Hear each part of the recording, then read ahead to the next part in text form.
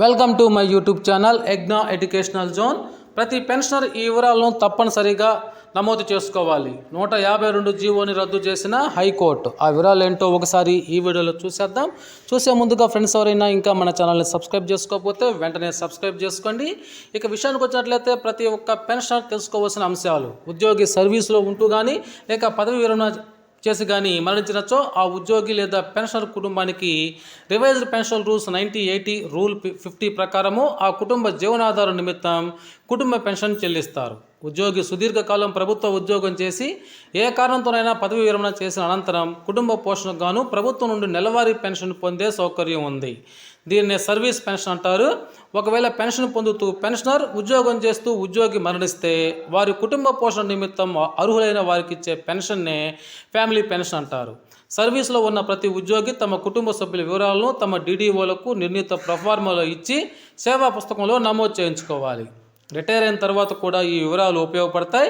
వీటి ఆధారంగా మరియు పింఛన్దారులు పింఛన్ ప్రపోజల్స్ పంపు సమయంలో డీడీఓలు కుటుంబ పెన్షన్దారుల వివరాలను ధృవీకరించి పంపగా మన పెన్షన్ మంజూరు ఉత్తర్వుల్లో ఏజీ గారు కుటుంబ పెన్షన్దారుకి అర్హత కలిగిన చెల్లించదగ్గు పెన్షన్ నిర్ణయించి ఉత్తర్వుల్లో పొందుపరుస్తారు. ఒకవేళ ఫ్యామిలీ పెన్షన్కు అర్హత గల కుటుంబ సభ్యుల వివరాలను పెన్షన్ ప్రపోజల్లో పంపకపోయినా, ఏ శారీరక వైకల్యాలకు గురైన, రిటైర్ అయిన, చట్టబద్ధంగా వివాహం చేసుకొని పిల్లలు కలిగిన అట్టి వివరాలను కూడా ఫామ్ ఎఫ్లో పొందుపరిచి సంబంధిత ఎస్టీఓ గారికి అందించి పీపీఓలో నమోదు చేసుకునే అవకాశం ఉంది.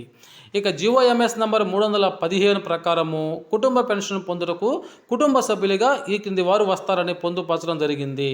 వారెవరో ఇప్పుడు చూద్దాం. ఉద్యోగి లేదా పెన్షనర్ యొక్క భార్య కానీ భర్త కానీ, లీగల్లీ సపరేటెడ్ స్పౌజు, కుమారులు కుమార్తెలు, శారీరక మానసిక వికలులైన పిల్లలు, విడాకులు పొందిన కూతురు, విధవరాలైన కుమార్తె, పైన పేర్కొన్న వారెవరు లేకపోతే వాళ్ళ తల్లిదండ్రులు. అయితే కుటుంబ పెన్షన్ ఎంత చెల్లిస్తారనేటువంటి విషయానికి వచ్చినట్లయితే, ఉద్యోగి సర్వీసులో ఉంటూ మరణిస్తే కుటుంబ పెన్షన్ను మొదటి 7 సంవత్సరాల వరకు లేదా ఆ ఉద్యోగికి 65 సంవత్సరాలు నిండే వరకు ఏది ముందైతే అంతవరకు చివరి నెల జీతంలో 50% పెన్షన్గా చెల్లిస్తారు. ఆ తర్వాత చివరి నెల జీతంలో 30% పెన్షన్గా చెల్లిస్తారు. ఒకవేళ పెన్షనర్గా ఉండి మరణిస్తే చివరి నెల జీతంలో అనగా పెన్షన్లో 50% లేక ప్రస్తుత పెన్షన్ ఏది తక్కువైతే అది పదవి విరమణ తేదీ నుండి 7 సంవత్సరాల కాలము లేదా ఉద్యోగికి 65 సంవత్సరాల వయసు పూర్తయ్యే వరకు ఏది ముందైతే అది ఆ తేదీ వరకు చెల్లించబడుతుంది. తదుపరి పెన్షన్లో 30% పెన్షన్గా చెల్లిస్తారు.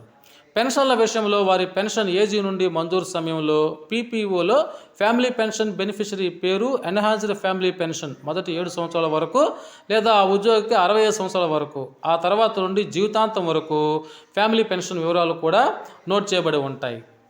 పెన్షనర్ రిటైర్ అయిన తదుపరి చట్టబద్ధంగా వివాహం చేసుకొనొచ్చో పెన్షనర్ భార్య లేదా భర్తకు వారికి కలిగిన సంతానానికి కూడా కుటుంబ పెన్షన్ చెల్లిస్తారు. రికార్డులు లభ్యం కాకపోయినా సరే ఫ్యామిలీ పెన్షన్ను మంజూరు చేయాల్సి ఉంటుంది.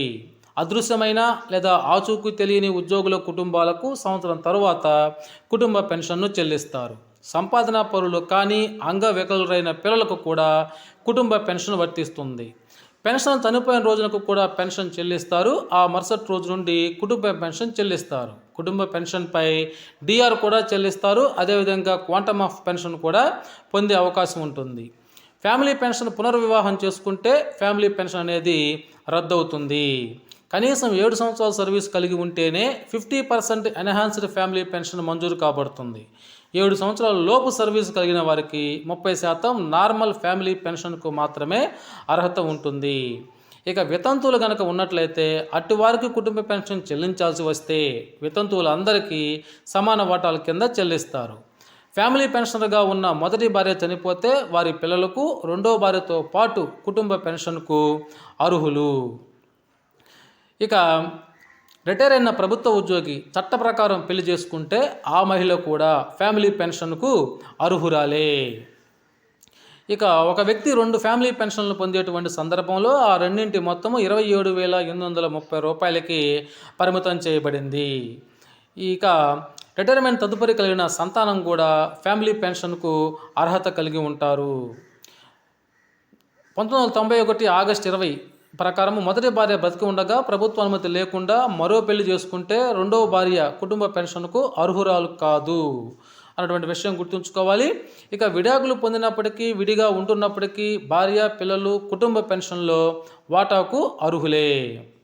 ప్రభుత్వ ఉద్యోగుల కుటుంబ పెన్షన్ నిబంధనలకు సంబంధించి రాష్ట్ర ప్రభుత్వం 2019 నవంబర్ 25న తెచ్చిన జీవో నెంబర్ 152ని ఇటీవల హైకోర్టు రద్దు చేసింది. ఈ జీవోను రాజ్యాంగ విరుద్ధంగా తేల్చింది. చట్టం ద్వారా తెచ్చిన నిబంధనలను కార్యనిర్వాహక ఉత్తర్వులు భర్తీ చేయజాలవని హైకోర్టు స్పష్టం చేసింది. 1980లో ఏపీ రివైజ్డ్ పెన్షన్ రూల్స్ చట్టబద్ధమైనవని, ఇందులో వితంతు విడాకులు తీసుకున్న కుమార్తెలు పెన్షన్ పొందే విషయంలో ఎలాంటి షరతులు విధించలేదని తెలిపింది. ఈ నిబంధనలను కార్యనిర్వాహక ఉత్తర్వుల ద్వారా మార్చడానికి వీల్లేదని పేర్కొంది. పదవి విరమణ తరువాత ప్రభుత్వ ఉద్యోగి మరణిస్తే ఆ ఉద్యోగి వితంతు కుమార్తె, విడాకులు తీసుకున్న కుమార్తె కుటుంబ పెన్షన్ పొందేందుకు అర్హులుగా చేయకపోవటం సరికాదంది. వారు కూడా కుటుంబ పెన్షన్ పొందేందుకు అర్హులే అని తేల్చి చెప్పింది.